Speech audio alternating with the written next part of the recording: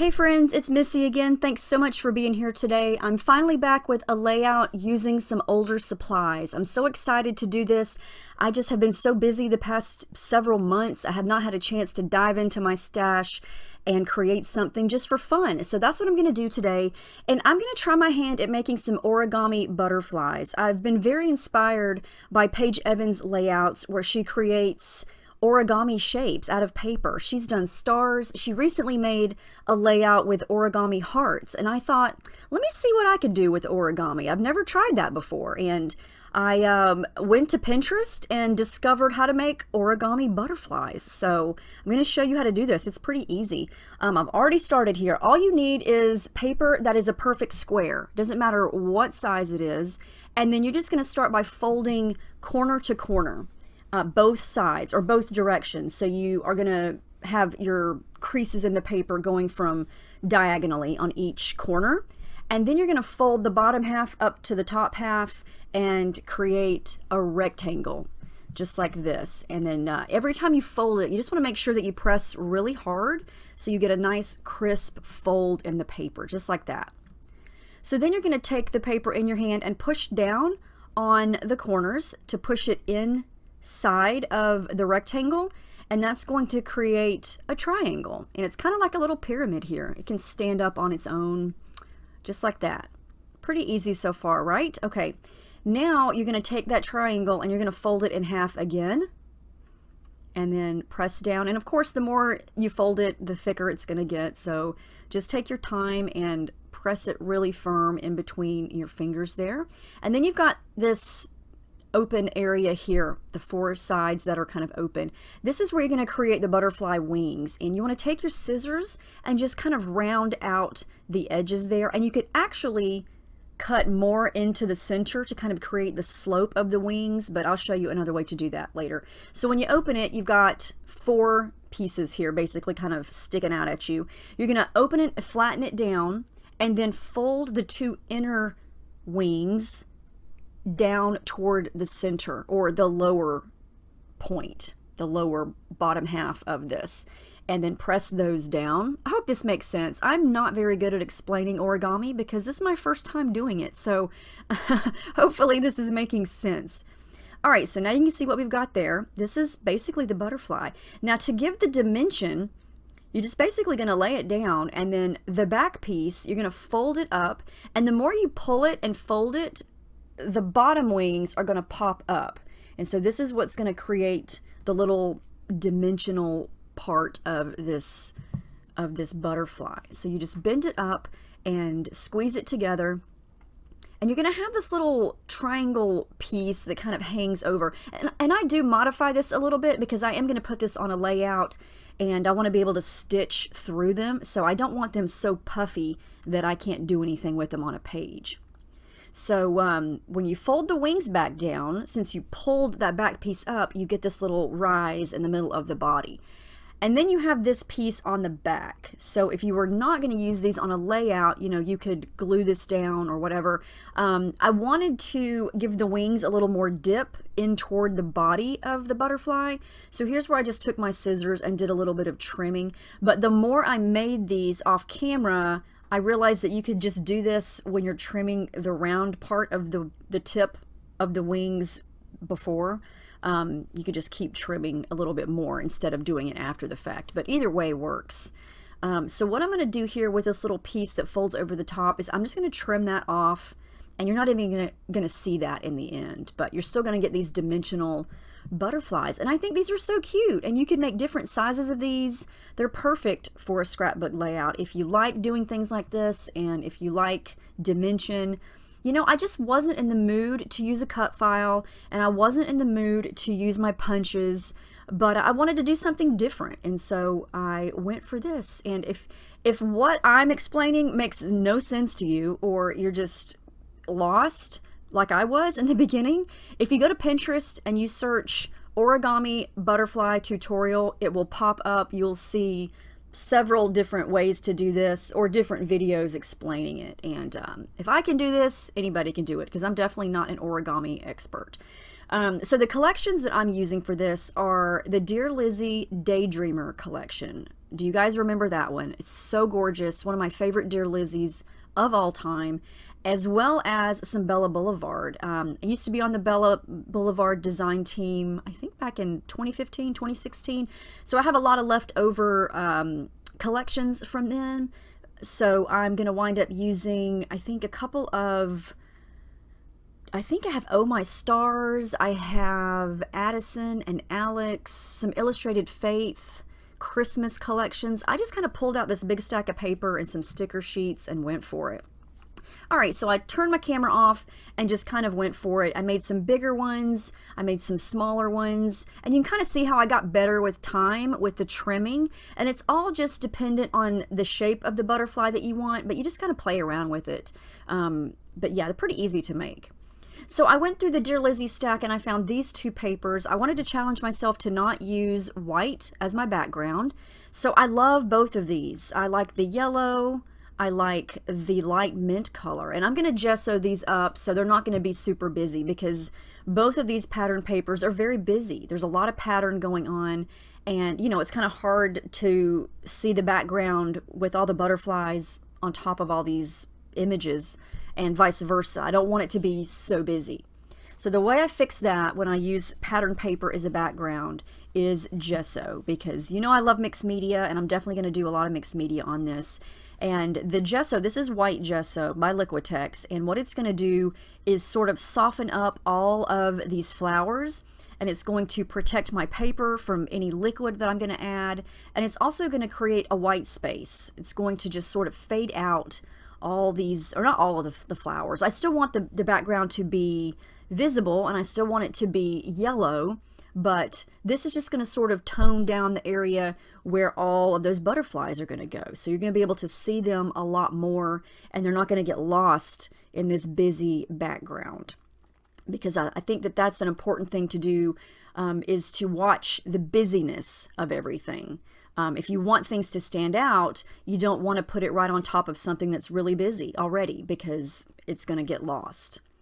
So I'm going to just sort of play around here. I'm going to put all the butterflies around the layout. Again, I want them to just kind of be scattered around. I want it to look like they are flying out of the picture, which I haven't even really decided there. Oh yeah, I guess I did decide. There it is. I'm showing it to you. A color picture of me and my daughter Paige in the pool, and that's where we're going to go. So I already know the colors I'm going to use because I've got all the butterflies there. I'm going to pull out some of my favorite shimmers. You know me and my love for shimmers. I'm going to try to mix and match the colors of the butterflies on this background. And I don't need any yellow because the background is yellow. I got plenty of yellow. So I'm going to start with the blue colors. And I'm going to use my two favorite blue-greenish colors, which are Colorings Well Blue Me Down and Vibes Jenny Be Blue. You probably knew that already. That's my favorite blue of all time. It's just the perfect turquoise. I love it. So all I'm doing is spraying it right down onto the paper, spritzing it with water. Then I just pick the paper up and just kind of let it run and spread, and it's just going to do its thing. And the gesso is what makes this possible. I know I've said this a lot, but if you're new, that is what the gesso, that's its magical power. It's going to allow you to have all this color. It's going to spread and run and blend, and it's not soaking through the paper at all. It's got this barrier between it with the gesso. And, you know, this is just regular pattern paper. I mean, I pulled this from a paper stack, so it is not sturdy at all. But the gesso enables me to add a lot to it. And, you know, I'm going to use my heat gun here to kind of let things dry. I also just let it sit overnight and dry on its own to make sure that it's completely dry, because it's going to get really flimsy here because I'm going to keep adding to it. Next, I'm going to come in with some pink shades and some of the light coral peachy colors. This is an Inklings from Shimmers, and it's called Coral Reef, and it is so pretty and shimmery. It's a lot thicker than the sprays. It comes in the little pots, and it comes hardened, and you have to spritz it with water and let it soften up and then mix it up. And so the paint is thicker. It's a whole different finish and shimmer than the sprays. It's very, very shiny and shimmery when it's done. I'll show it to you when it's all dry, but this color is a perfect match for the peachy butterflies in there, but it's also got some pink shades to it, or some pink tones in it. It's really, really pretty. This is another spray. It's called Spritz Cotton Candy, and you can kind of see the difference there between the pink and the peachy color.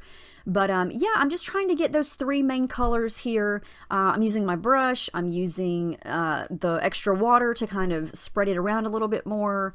And I still like to just toss the paper around to kind of help it spread and blend. And you can kind of see there where the paper is warping. The color is going to sort of pool into certain spots.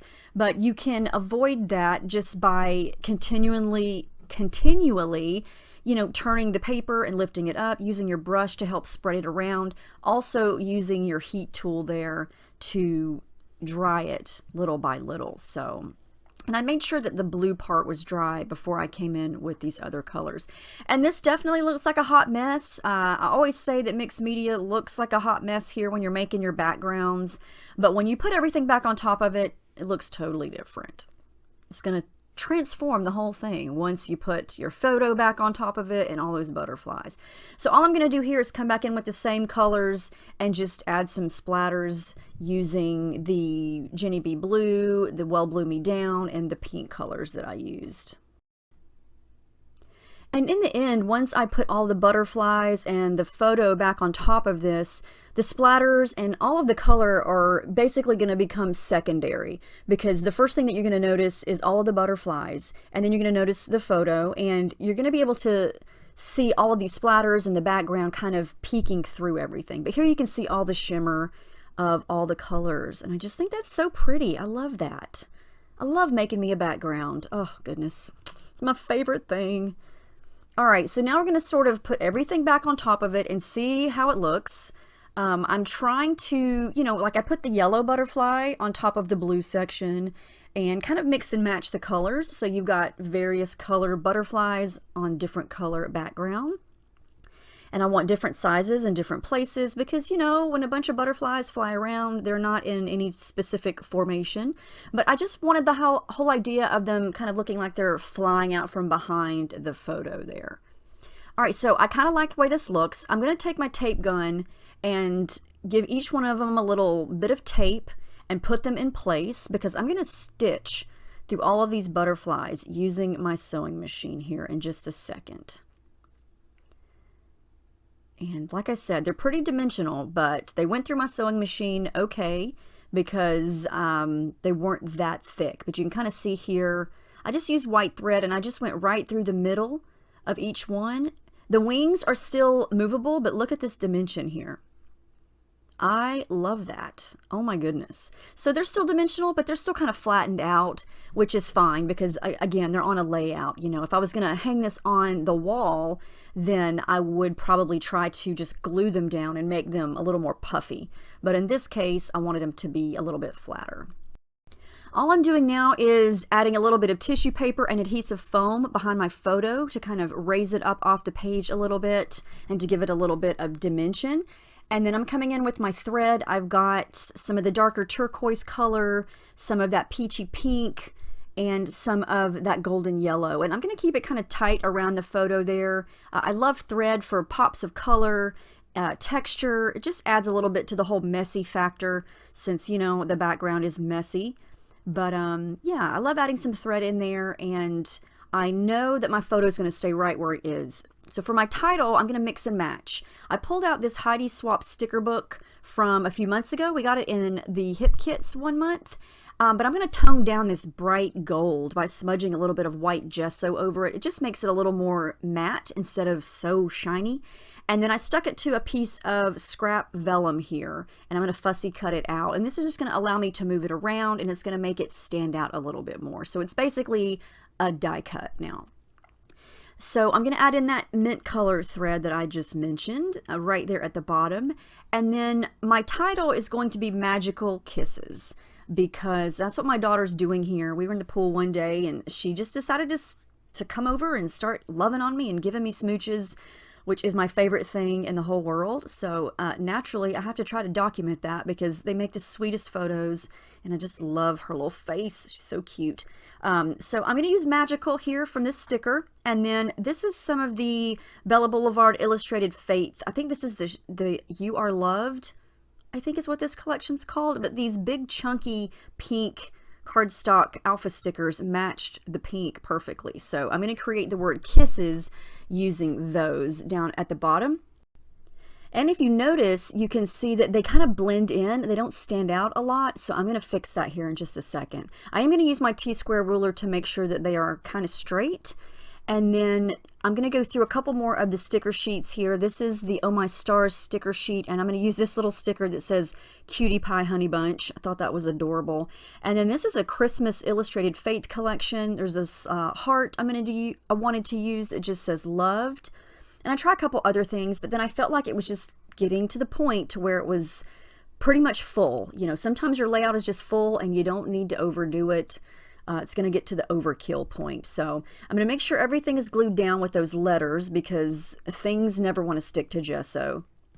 And then to make kisses stand out a little bit more, I'm just going to go back to that cotton candy spritz that I used on the background, spray a little bit of it onto some plastic, and then use my brush to basically just paint a darker shade of color down on the bottom of all these letters. So I use my brush, I use my finger to just kind of smudge it down, and this is just going to give a little bit of a darker shade of pink toward the bottom of those letters. It's going to make them stand out a little bit more and make them more visible from, you know, this point. Now you can see them a little bit better. This is a very old sticker book that I got at Michael's probably 3 or 4 years ago. It's from Me and My Big Ideas, and I've used quite a bit of it, but it just has random stickers that match here and there on certain layouts. And so I'm going to use a couple of little label stickers here, and this sticker that's the mint color says Super Cute, and I'm just going to add those underneath the picture here. And that open label sticker is where my date is going to go. I'm going to stamp that here in just a second. But I did want to add a little bit of sparkle to this layout, so I am going to wind up doing that here in just a minute. I do give kisses one more little coat of paint there just to make them stand out a little bit more. And then to add my sparkle, I'm going to go into some sequins. These are all from Spiegelmom Scraps. I've had these for forever. I love adding those to my layouts, especially at the end, just to add bits of sparkle and texture. And I'm just going to glue those here and there around the page. I always like to use my liquid glue for that because it holds them down. They never pop off. Here's a close-up look of all the sequins. You can just see they add little bits of detail, little bits of texture, sparkle, the whole 9 yards. They're perfect for that. And I kind of went all over the place with those. Almost getting done here. One of the last things I'm going to do is add some gold splatter. This is the Shimmers Minor 49er. And I'm just mixing it up, using my brush to splatter it around. And then off camera, I did add my journaling. I used my metallic gold pen down there underneath the title. But anyway, there is the final layout. I love how this turned out. Making those butterflies was so much fun. And it was very therapeutic to do something different that just didn't involve a machine or a punch. Just good old-fashioned folding paper. And I love how it turned out. I can see why Paige does it all the time because it's fun. So I hope this inspires you to try something like this on a layout, pull out some old stash, mix and match some collections, and just make something fun. I love using the new stuff, but it is just therapeutic to dig back into your stash and use stuff from years past that's just been sitting there on your desk or in your on your shelves, wherever. So I hope to do this again soon, whenever I have a free pocket of time. But let me know if you have any questions about any of the things that I did or the products or anything. And I will see you guys in my next video. Thank you so much.